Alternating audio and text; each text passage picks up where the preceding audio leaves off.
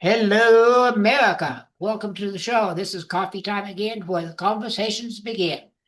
Today we're beginning the conversation with Doug Cardell, and he's got a book out. We're going to be talking about it and a lot of other subjects. I've got some questions here that he's always willing to answer. So I'm going to be asking some of those questions and some of my own. By the way, I don't do gotcha questions either. I don't like them. So anyway, welcome to the show. And let us begin, and I will introduce Doug Cardell to you and let him tell him about himself. I'm having a rough day. So go ahead, Doug. I'm happy to be here, Dale. I'm an economist. I've got a PhD in economics, and I've got a new book out, Why Socialism Struggles, Exposing the Economic Errors that Undermine Utopian Ideals. And so far, it's got a 5-star rating on Goodreads, and it's available for pre-order on Amazon. I wrote this book because I'm really very worried. There are a lot of people in the country right now that seem to be looking at socialism as a viable alternative to our economic system, and it's scary.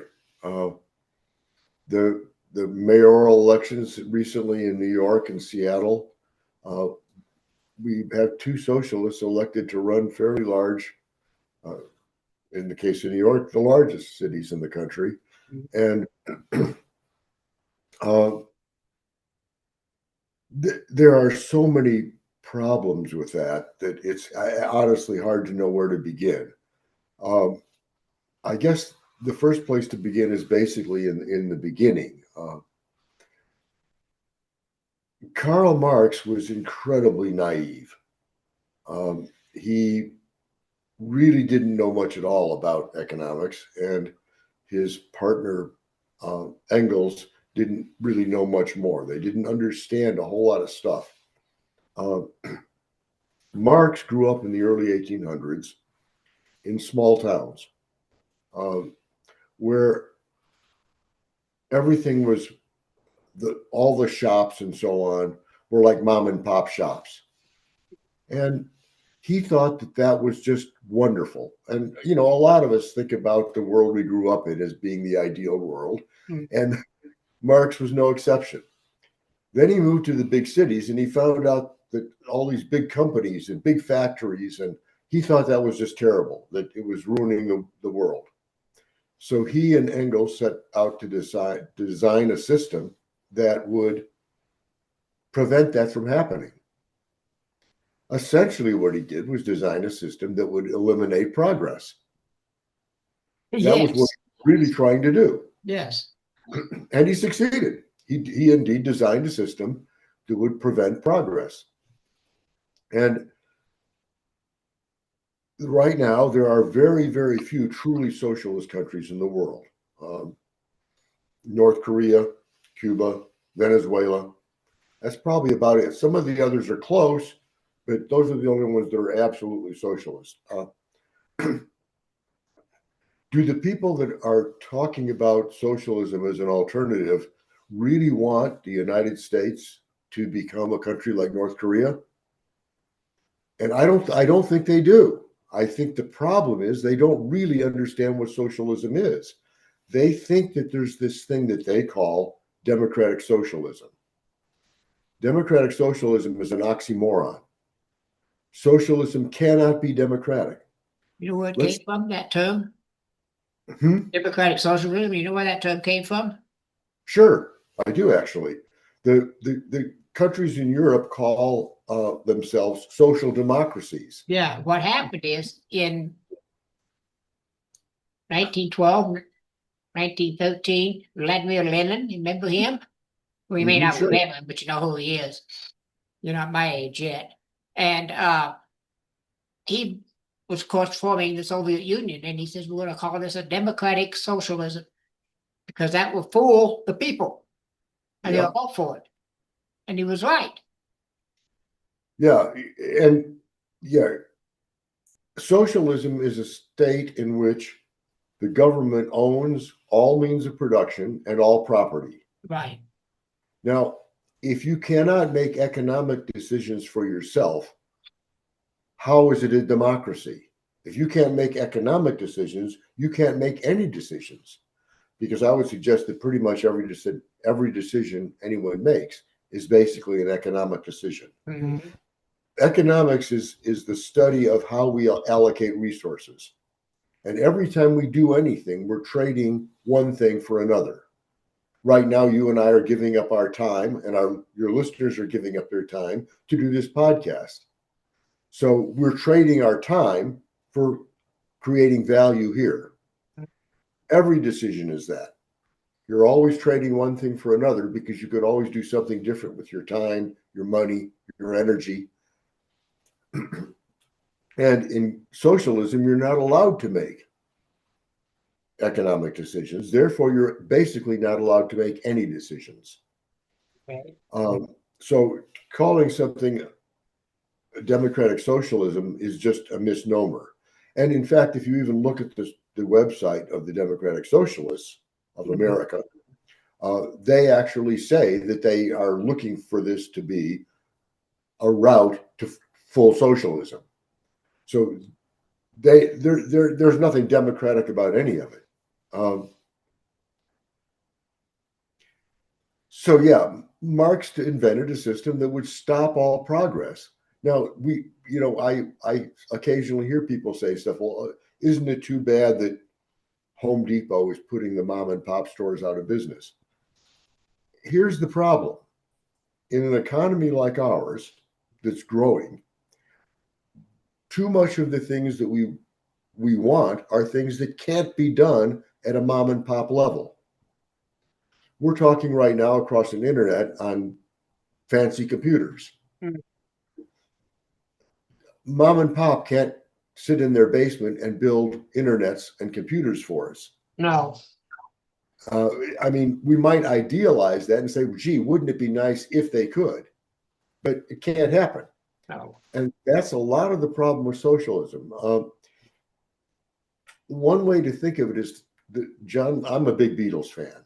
And John Lennon wrote a song in which he advertised socialism. Imagine that a world without religion, a world without borders, a world without property, a world without possessions. John Lennon's a great musician, great writer, but he's not an economist. No. But the title of his song says it all. Imagine. He's talking about an imaginary world that can never be realized. What would it mean to have no possessions? Does that mean you and I got to share a toothbrush? I mean, what does it mean to have no possessions? And it's just a silly notion. And that's too often the problem with socialism is that, in fact, that is the problem. Is that they're looking for things that can't happen. Now, even though, let's just assume for the moment that that's not a problem. What would happen if we did socialism? Could we make it work? And the answer is no. It's impossible. And that's a large part of my research. As part of it, I did a 30-year study on the real personal consumption expenditures, which is probably the best economic predictor. Mm-hmm. I studied what the Federal Reserve predicted every year for the next year, and then I compared that with what actually ended up happening. The Federal Reserve was right 46% of the time. You would literally have done better flipping a coin. They were off by as much as 34%. That's not a small error. No. Now, let me make clear that I'm not saying the Federal Reserve is incompetent. Quite the contrary. I couldn't do any better. That's the point. No one could. The reason why is that the economy is a chaotic system. The first chaotic system discovered was the weather by a guy named Lorenz in 1972. What he found out was that he was building weather models, trying to predict the weather, And he found out that very tiny changes in the inputs to his model would make huge changes in the output of his model. You may have heard his famous line, "Can a butterfly flapping its wings in Brazil precipitate a tornado in Texas?" And the answer is yes, because there are many times in a chaotic system where you touch it, where you reach a tipping point where even one molecule moving makes a difference. And what he found when he did that was that the weather couldn't be predicted any more than about 2 weeks out. And even then, it was flaky. I would challenge your listeners, get your favorite weather app out, look where it says your weather's going to be a week from now. Write it down, wait a week, and see what happens. Do that for a week or two and see what their batting average is. And you're going to find out it's not very good. The economy is just as bad. I would paraphrase Lorenz and say, is it possible that a consumer buying a pair of shoes in Peru precipitates a depression in Poland? And yes, the answer is it could. Because the economy, just as the weather has thousands and thousands of air molecules moving around, any which of which can cause an effect, we have billions of consumers buying, selling, planning, and all of those things change the economy. So the problem was, in socialism, what the socialist governments try to do is they get somebody like me, they hire an economist and say, all right, Dr. Doug, you plan the economy. You tell us how many cell phones to buy next week, how many cars to build next year, how many this, how many that. I can't do that. Why not? There just isn't enough information available, and there can never be. Because in order for me to do that, not only do I have to look at what's actually happening in the economy, I have to read the mind of every consumer and say, what are they planning to buy a year from now? Good luck with that. Amen to that one. Yeah, it's impossible. I can't do that. So what has to happen in socialism is the government has to dictate everything so the consumer has no choice. Because if the consumers had choice, they would goof up the planning. But even then, the planning tends not to work. None of Russia's 5-year plans, when they were doing them, ever materialized correctly because it's impossible. You can't plan what you can't predict, and the economy is unpredictable. So socialism, even if you thought it was a good idea, could never, ever work. It's just impossible. I tend to agree with you on socialism, and Vladimir Lenin had another real good statement about socialism that I really agree with. The goal of socialism is communism. Mm-hmm. Again, in 1913 is when he said that. Or 1922, he said that in 1922 when he signed the Constitution of the USSR. Mm-hmm. Well, that was his goal, but communism will never happen. No. As Marx just defined it, communism is when socialism becomes so successful that the government fades away. Yeah. And right, I can imagine that everybody that is in power in governments is going to give that up. Oh, yeah, you bet they will, especially in socialist countries when they have people like Maduro over there in Venezuela. He's going to give up his power. I don't have any power, and I wouldn't give it up if I had it. What's the source of the value of things? Oh, good question. This is something that's really misunderstood about economics. People think that things or labor or anything else have inherent value. So we tend to think of something like gold having inherent value. Nothing has inherent value. Value comes from within us, within all of us combined. So it worked kind of like this. Each of us inside has a list, or maybe it's more like a web, of our own values. Here's what I value most. Here's what I value second most, third most, fourth most, fifth most, and so on. And that's constantly changing, even within any one individual. So what we do when we deal with value is something like this. Let's say you and I go to dinner, and you really like bread and I really like salad. And so when our meal comes, we decide to trade. I take your salad and you take my bread. Okay, great. Now, does it matter to us what the menu price of those two items was? In other words, if the bread was valued more than the salad, did you get a bad deal? No, of course not, because we both got what we wanted. That's the way free trade works, and that's the way value works. And so the value of anything is based on the total input of all consumers. And so now that can change based on things like supply and demand. I saw an article not long ago that said that if we could capture the asteroid Psyche and break it up and have it sort of rain down its stuff on Earth, everybody on Earth would be a billionaire. Well, that's complete nonsense. A lot of Psyche is indeed gold, according to what I've read. And let's just pretend that Psyche could rain down billions of marble-sized pieces of gold all over the world. Now, what would happen?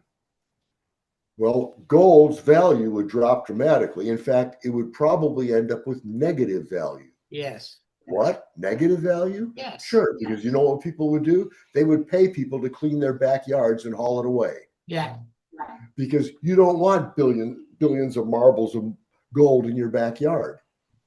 And so nothing has intrinsic value. People say, well, we have to have a $15 an hour minimum wage because that's a living wage. Another silly idea. If you can make it $15 an hour, why not make it $1,000 an hour? Yeah. About $1 million an hour? Because any idiot knows the economy would collapse if we tried to do that. Yeah. What makes the economy work is individuals, companies, consumers, everybody trading value. Anything that interferes with that and tries to artificially set value messes up the economy. Now, another important thing about value is this, and this is my take on what would ultimately eliminate poverty. I think it's doable. Here's the problem. We think we train our kids, the schools train our kids. We all believe that we have to work for a living. No one should work for a living. It's a really bad idea because work is worthless. You can spend all day digging holes and filling them up again, and you will have done nothing. Why? You've done a huge amount of work, but you've created no value. What we need to teach people to do is create value for others. That's what you and I are doing right now. We're trying to create value for your listeners. Yes. I'm not thinking about making money here. Yeah, I may sell a few more books if some of your listeners go out and buy my book. Yeah. You may get a few more listeners to your podcast. Yeah. That's not the focus of why we're here. We're here trying to create value for others. And if everyone's focus was how to best create value for others, we wouldn't have any poor people. Now, we might have people that had more money than others or less money than others. Like, I'm a musician. I have friends that are musicians. Many of my friends don't do all that well financially because they're musicians. Right. And musicians often don't get paid all that much.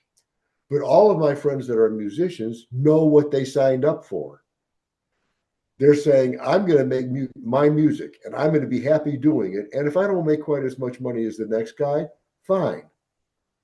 And so that's what I mean by eliminating poverty. I don't consider those friends of mine that are musicians to be poor. They're rich. Yeah. They're getting what they want out of life. And how they do financially is completely unimportant.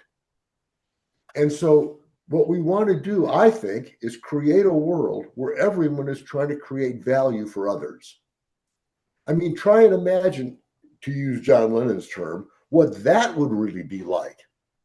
Imagine a world where everybody is trying to create value for the rest of the world. And that's how we all spend our days. it also changes everything in how you look at life. When I got up this morning, I didn't go, oh my darn it, I got to go do a podcast today, and I'm sick. I don't really feel good. No, I got up. Hey, I can hardly wait to go do that podcast. Yeah. I want to go. I want to go talk to Dale's listeners and help them see how the world could be better. And that's what life is like when you're trying to create value rather than just working for a living. Mm-hmm. Even somebody that's, let's say they're working at a fast food joint, okay, they shouldn't be trying to please the boss. They should be going, let me think about that end consumer. I'm making a burger for that guy. I'm going to make that guy the best burger he's ever had. Yeah. I'm going to do everything I can to make it perfect for him. And I'm going to serve it to him happily and pleasantly and try and make his day better. Now, I can tell you this, if that's the way he's approaching his job, his boss is going to be happy without him even thinking about his boss, because he's going to be pleasing the boss's customers.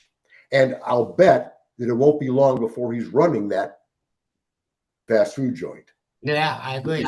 That's how people get ahead, is you've got to be creating value for the consumer. The consumer is the end product, not your boss, not anybody else, but the consumer. Just like right now between you and I, the only person that's our boss is your listeners. Right. They're the person we've got to please. And if we please them, they're going to come back.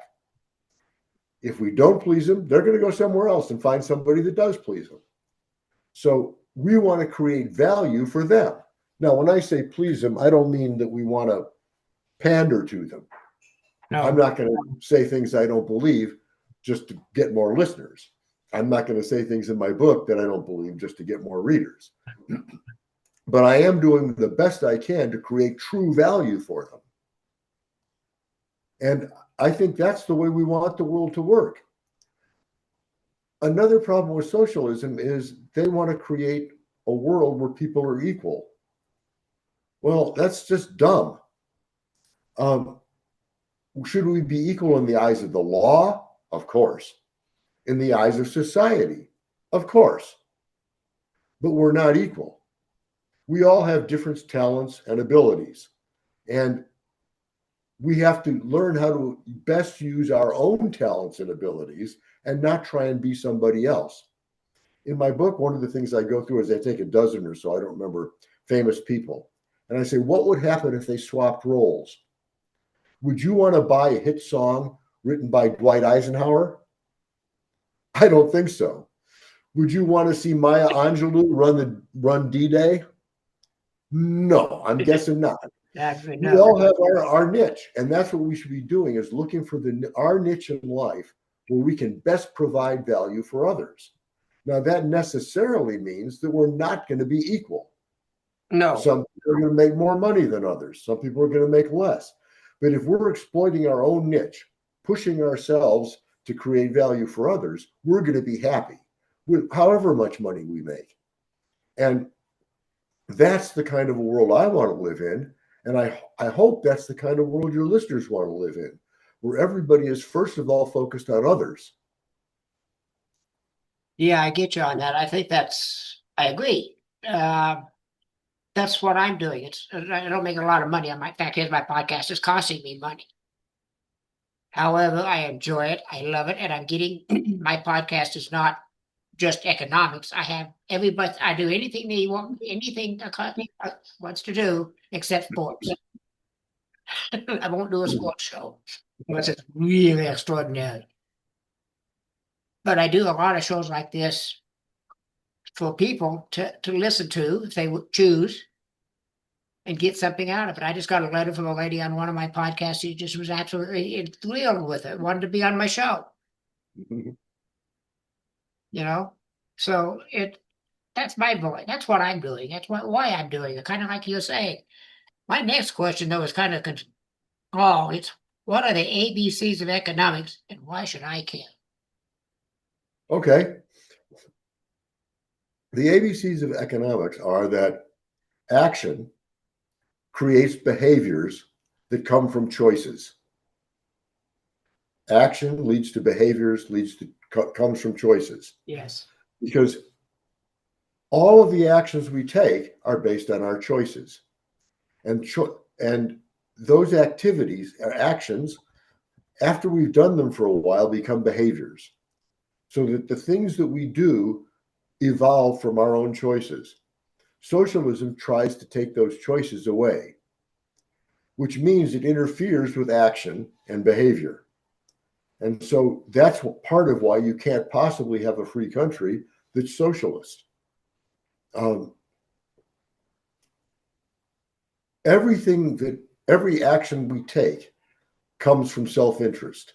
Now that sounds like a bad thing to say to some people at first, but self-interest is not the same thing as selfishness. Bingo. Yes, selfishness is a bad thing. Yes. Self-interest is necessary to survival. If I'm not self-interested enough to eat dinner, if I keep that up very long, I'm going to starve. Self-interest is critical to survival. And every living organism knows that. Huh? Yes. Now, I don't think they think about it, but if you put a bale of hay 100 meters from a cow and another bale of hay 500 meters from the cow is going to go to the closer one. Yeah. Because at some level, it's built into the cow to, at some level, understand, if you want to use that word, that in order to get to the hay, he has to burn calories. And if he doesn't make up for the calories he burns, when he gets to the hay by eating the hay, he's going to die. Yeah. If you put a plant in a room with a window, the plant will always grow to the light because that's where it gets its energy. So even animals and plants behave in self-interest. And I'll go even further than that. We talked a few minutes ago about chaotic systems. One example, one of the ways a free market works is through a particular kind of chaotic system called spontaneous order. Spontaneous order is a hardly understood term by most people. You've probably seen pictures of birds that can turn on a dime, a whole flock, boom, without a leader. Mm-hmm. How does that happen? Spontaneous order. The economy is an example of spontaneous order. Spontaneous order works when we all do our own thing, but it all works out. Now, a really good example of that is our bodies. Your liver cell, pick some cell in your liver, it doesn't know you exist. It's doing its own thing to survive. It has its own little job to do inside your body. It's not within the control of your brain. None of the cells in your body can be controlled by your brain. How do I know that? Well, first of all, half the cells in your body aren't even human. Like right now, I've got a cold. Why? Because there's viruses in my body that are doing stuff that are beyond my control. Right. Everybody has more than half the cells in your body are viruses, bacteria, fungi, other things that clearly are not in control of your brain. But none of your cells are either. In fact, if the cells were under control of your body, of your brain, you would die. Because it would take trillions of years for you to send a command to every cell in your body. Because there's so many of them. Right. Even at a dramatically rapid speed, it would take a ridiculously long time to send a signal to every cell in your body.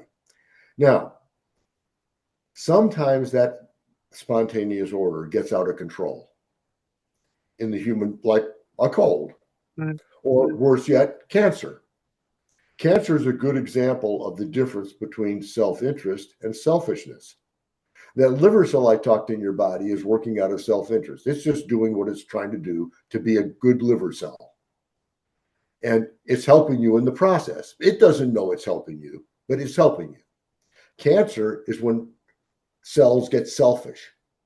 They start operating not for the good of the body, but for their own good and start glomming onto resources and taking what they shouldn't be taking. That's when government, our brain, has to intervene and say, no, that's bad behavior. We have to put a stop to that. So we go see our doctor and we get treatment. That's the proper role of government.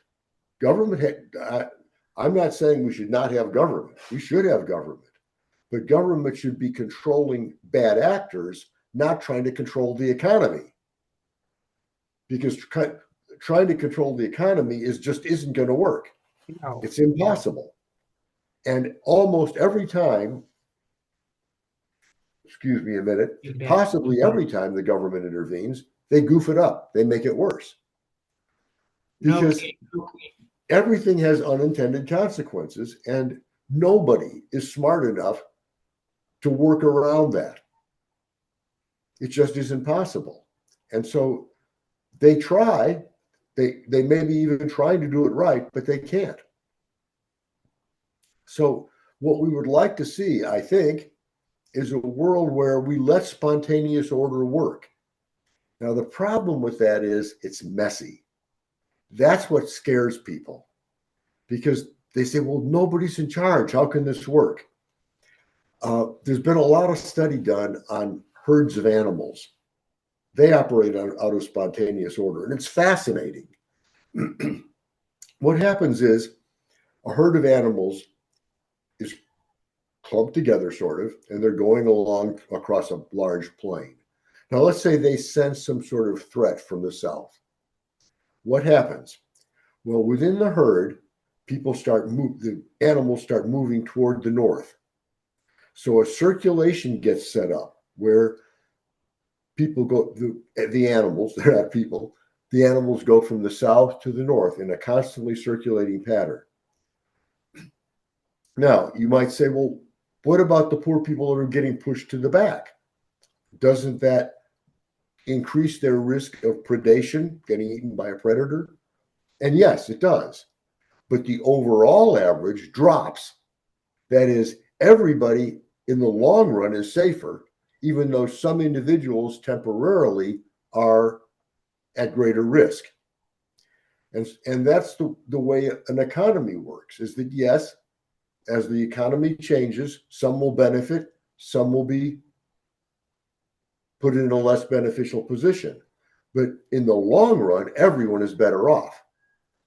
And so we have to learn to accept the fact that it's messy, and that we're going to let it be messy because messy works better. That's how a flock of birds can turn on a dime without a leader, is that as individuals, we can react far more quickly than government. If a bad product comes out, it'll fail very quickly because the consumers will decide, bad product, we aren't going to do it. It'll have a 1-star rating on Amazon, and people will stop buying it. Yeah. That's how spontaneous order works. We don't need government to tell us this is a bad product. We'll find out and we'll fix it. Now, yes, the first few people might get burned, but they aren't going to do that over and over and over again.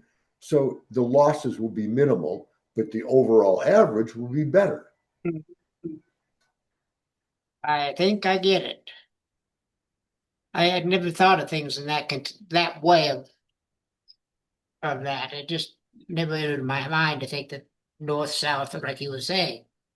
I knew it because I'm from the mountains and I've seen these animals do that. But I never made the connection like you just did. I think that's marvelous. Absolutely incredible stuff you're talking about here, Doug.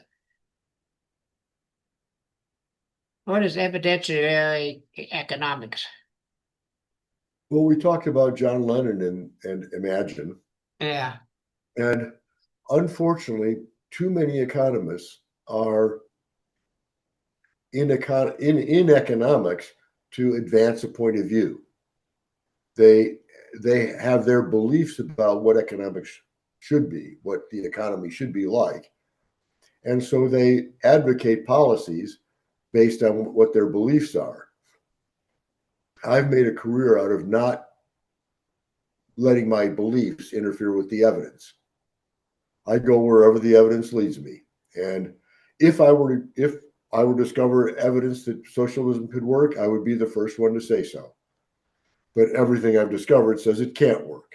And So everything I advocate about economics is based on research. It's based on evidence. It's based on truth, not based on what I think ought to happen.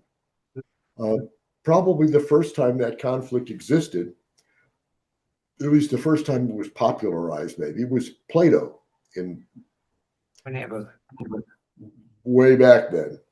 And Plato thought that the best way to run the world, the economy, was to have philosopher kings that made all the decisions, these really smart people that were benevolent and nice. And but it didn't take long for his prized student, Aristotle, the founder of logic, to say, no, you're wrong, Plato, that won't work. It logically fails. Why? Well, do you remember that web of values we talked about? That list of values, or web, however you want to see it. The problem is, no matter how smart or benevolent I am, I can't know what's number one on your list. I can't know what's number two on your list. I don't know anything about your list. In fact, if you were to go on the internet and do a search on the 10 most valuable things, the things that are most important to life, I guarantee you'll get a list. You'll find 50 or 60 or 100 of them. Mm-hmm. And they won't all be in the same order or even close. Why not? Because we all have different values. And in order for me to plan an economy, I would have to know everybody's values and how they all added up and where they were all going. I can't do that. No. Nobody can do that. No. And so we have to have spontaneous order, because that's the only way we can vote with our values. And that's really what it comes down to. In economics, you vote every day by buying what you value, by rewarding what you value in one way or another. And if we can't do that, we aren't free. No. Totally agree with you. I got a question here that actually you wrote the question, and I'm curious about it. What is the ideal tax policy? Okay. Well, let's start with the tax policy we have now. In my book, I do a little exercise where I imagine 100 people going on a hike. And you show up at the trailhead, and you're told that for this hike, the majority have voted that they're going to divide up the packs. Every person was supposed to bring a 10-pound pack. And but they decided they're going to break those packs up, and the strongest people will have to carry the most weight, and the weakest people will have to carry the least. And so they have devised a physical fitness test that they're going to use as the way they do that. So they give this test, and it turns out that the fittest person has to carry 420 pounds. And the next 4 or 5 fittest people have to carry a little over 100 pounds. And the least fit 50 have to carry nothing. Now, does that sound fair? Not at all. It sounds crazy. I mean, 420 pounds?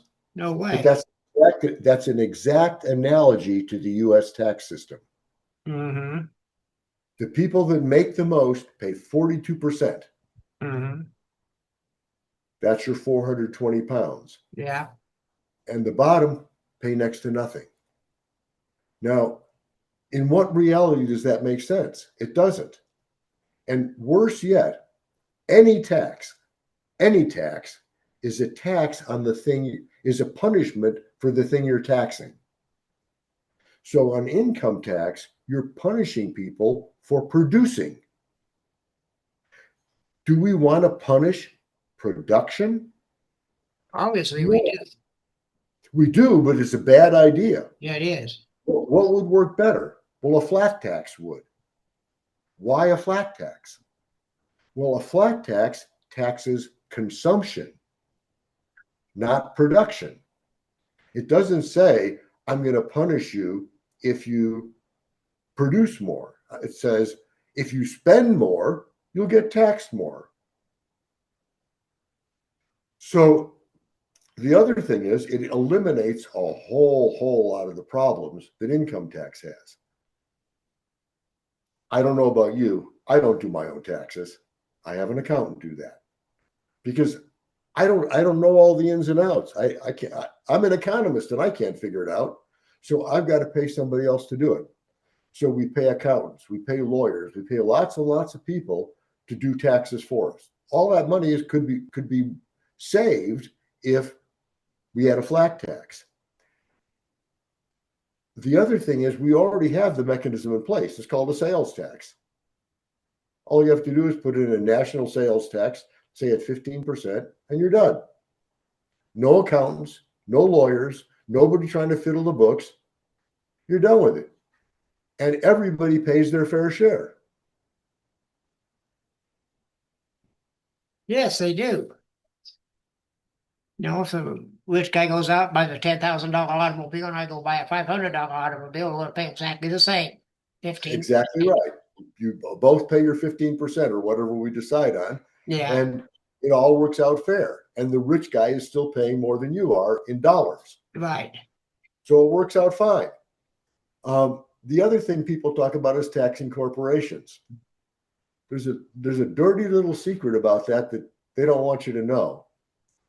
You can't tax a corporation. It's impossible. Why? Corporations are fiduciary agents. They have a responsibility to their stockholders.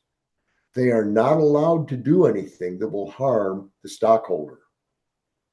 So here's what has to happen.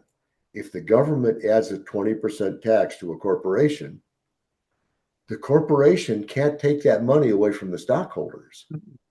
It has one choice and one choice only: raise prices by 20%. Exactly.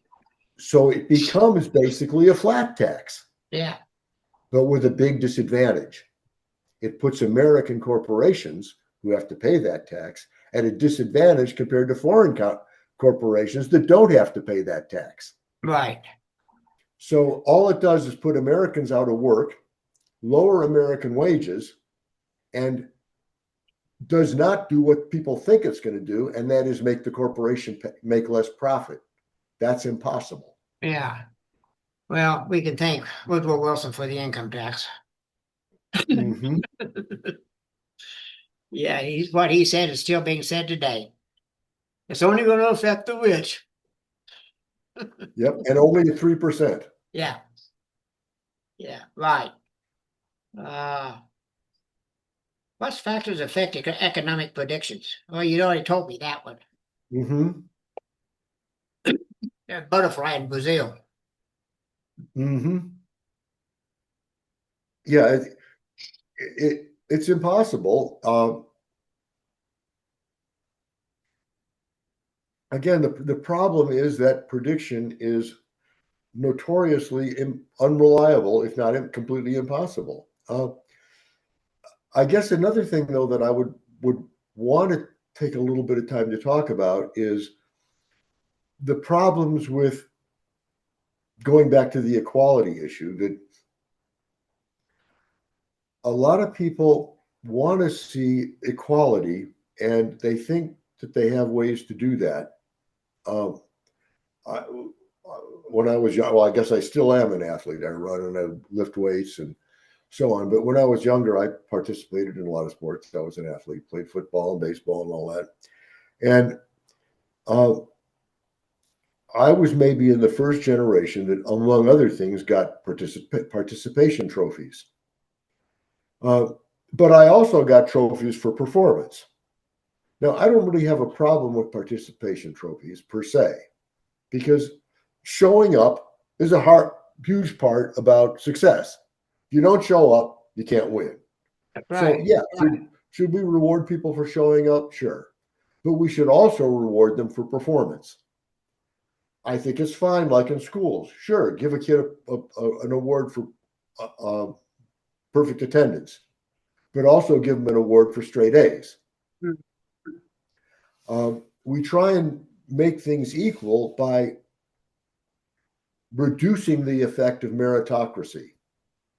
And meritocracy matters. It matters a whole lot. And if you look at the areas where meritocracy rules, what you will see is an amazing lack of any kind of discrimination. You look at the U.S. Olympic team, you'll see people from every race, creed, color, persuasion. Yeah. Why? Because merit matters. The best get on the Olympic team. You look at pro sports, you don't see any discrimination in pro sports. Why not? Because merit matters. And that's the way everything in life should be. We should all be choosing that niche where we can provide the most value for others and then excelling at it. And we shouldn't be governed by people trying to tell us that our success hurts others. In what reality does my having a PhD hurt somebody that doesn't have one? Doesn't bother me. That's just crazy.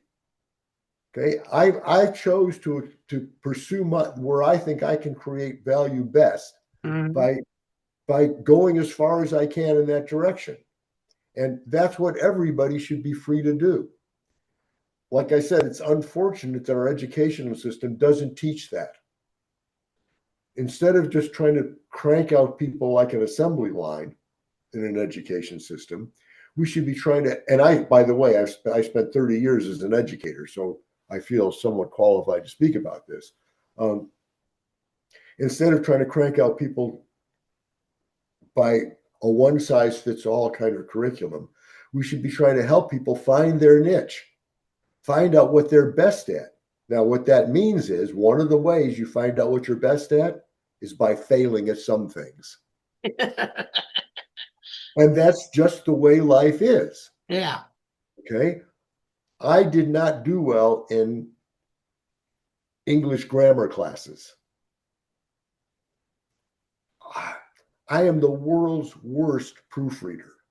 And and the errors that were found by my proofreaders in my book are astonishing. They found lots of them. And most of them have been fixed by now, happily. But why? Because when I read something, I see what was intended. I don't even really see the words. Yeah.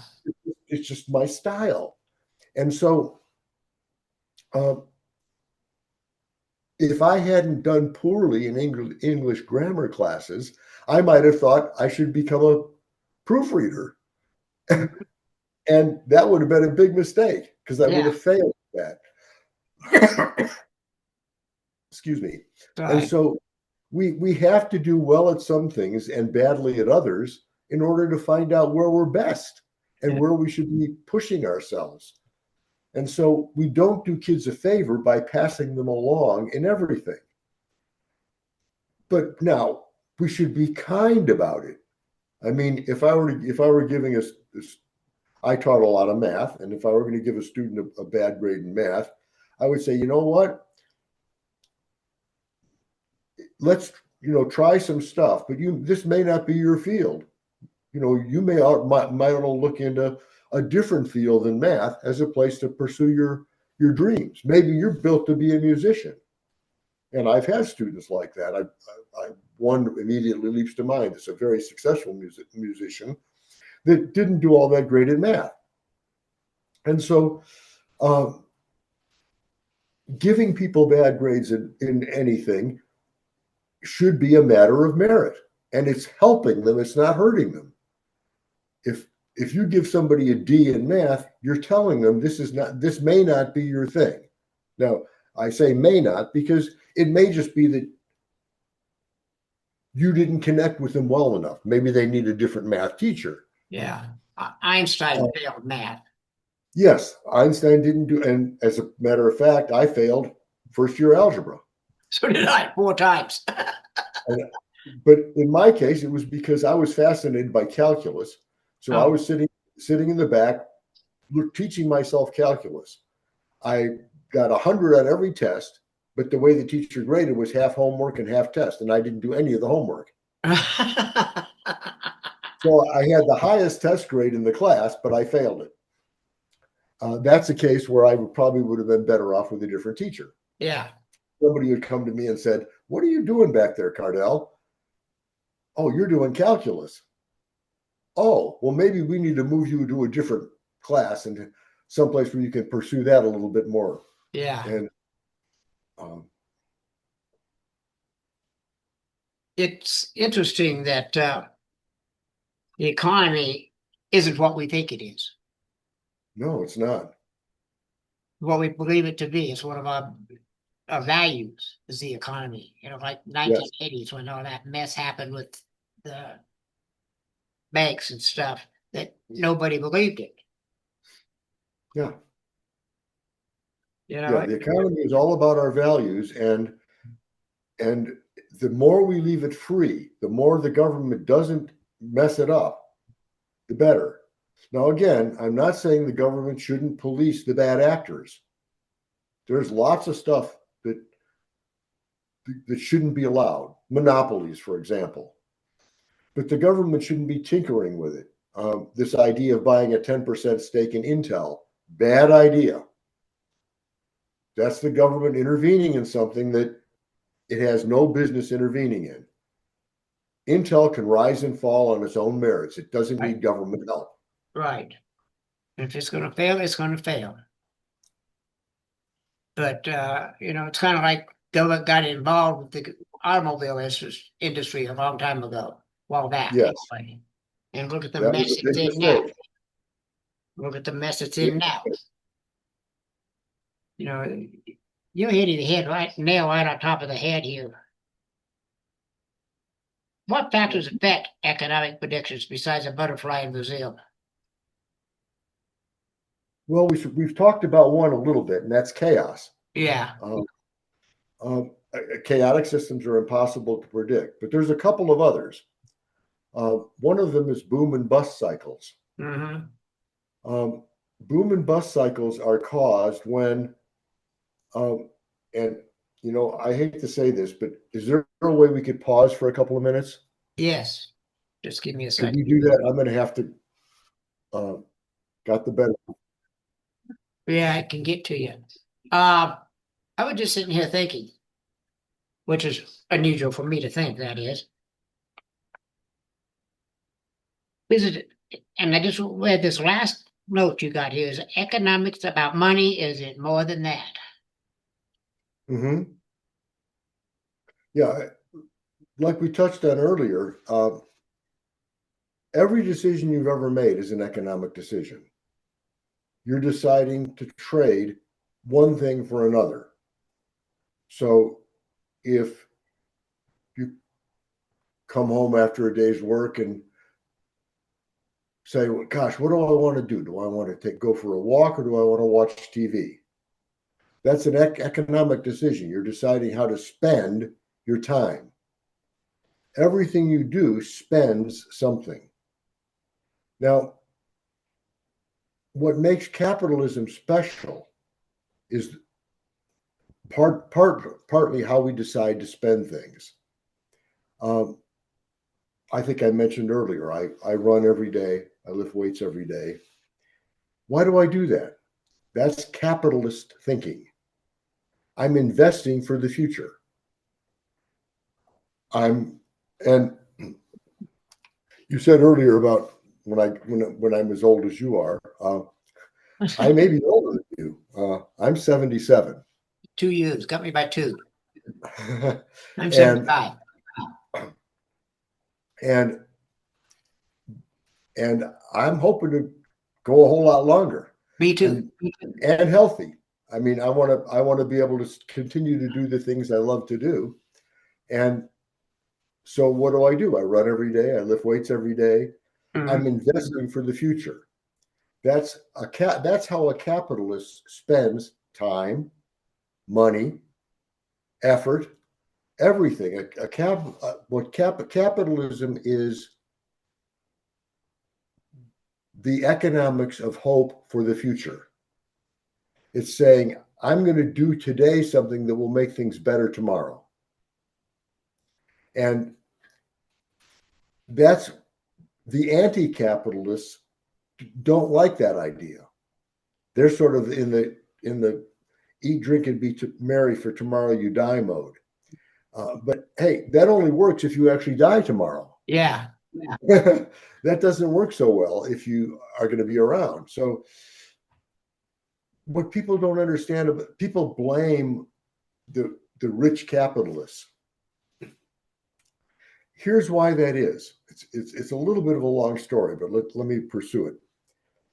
From the year 0 to the year 1500, there was no economic progress. We can measure that by per capita GDP. That's per capita GDP measures how much people produce individually. Right. And from 0 to 1500, per capita GDP didn't move at all. That is, the amount of stuff being produced in the world was fixed.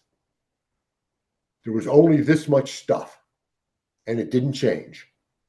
That meant that if you wanted more stuff, you had to take it from somebody else. In economics, we call that fixed pie thinking. It's as though there's a pie of a given size, and if you want a bigger piece of that pie, you got to get somebody else's. Unfortunately, we're locked into that mindset, but that time is long gone. Back then, Robin Hood made sense. It doesn't now. Why not? Well, from 1500 to 1700, things slowly began to change. We started to invent capitalism. And so per capita GDP slowly started to rise. 1700 came along and a new country was born. And that country was built on capitalism, the US. The first country in the world to enshrine patents in its constitution.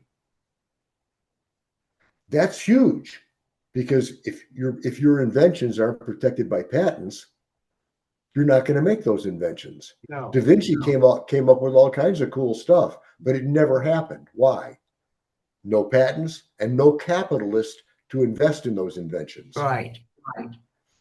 Now, since then, the whole world is 18 times better off. Every person in the world is 18 times better off than they were in 1700. In the US and Europe, it's more like 30 times better off. In 1950, 30% of the world was in extreme poverty. Now it's cut down to 9%. Capitalism has lifted more people out of poverty than any other system imagined. And so we blame the rich because we're still thinking about fixed pies, but the pies aren't fixed anymore. Now what happens is an entrepreneur, let's say Bill Gates, what he does is he makes the pie bigger. He creates something that helps all of us. We're talking on these computers and on the internet right now, thanks to Bill Gates. Right. Now, he made $1 billion doing it. So what? We're better off. So it's the opposite of Robin Hood. It's the rich getting rich by helping everybody else. Take Jeff Bezos. I actually ran the numbers on this. Because of Amazon, on average, we are $3,000 a year richer, every one of us. Wow. How did that happen? Because we don't have to go to stores. This stuff gets delivered to our door. Yeah. We get better prices. Everything, we get $3,000 in free money thanks to Bezos. Now, did he get rich because of it? Of course he did. So what? I'm going to turn down the $3,000 to keep him poor? No. What kind of sense does that make? And that's the problem, is that we're still thinking about the pie the way it was in 1500. Yeah. We're thinking of a world in scarcity, but we live in a world of wild abundance. We have at our disposal tons and tons of things that just the average person in this country right now, last number I saw was 93% have a cell phone. A cell phone that will do more than a mainframe computer would do in 1980. That's right. Has more computing power than the Apollo landing craft. Yes, absolutely. And so, and yeah, it's incredible. We have things at our disposal that we don't appreciate. We think the people the 7% that don't have a cell phone think that it's horrible that they don't have one. And in some sense that might be true, but look at the fact that 93% do. That's absolutely amazing It that we is. have that kind of power in our hands. We have this internet where we can find out astonishing amounts of information virtually immediately.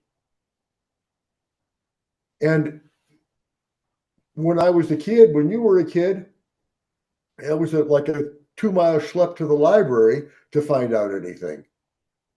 Now it's a 10-second keystroke on my computer. Yeah. Except my library was only 2 blocks away. My town was very small. But I get your point. I understand what you're saying. Because when I moved to California with my dad, when they separated, it was a 2-mile walk from our house to the library. And I made that walk. Yeah. And so and everything has been improved dramatically. I mean, I hear young people today complaining about the cost of housing. And yes, houses cost more now. But when I was a kid, the house I grew up in, I actually looked it up on the internet, it's still there, it was built in 1885 and was 961 square feet. Now, by today's standards, that's a tiny house. But when I was a kid, that was normal. Yeah. That was about the size. Nowadays, the standard is 2,300 square feet, more than twice as big. Yeah. And so, yeah, the house costs more because it's a lot bigger.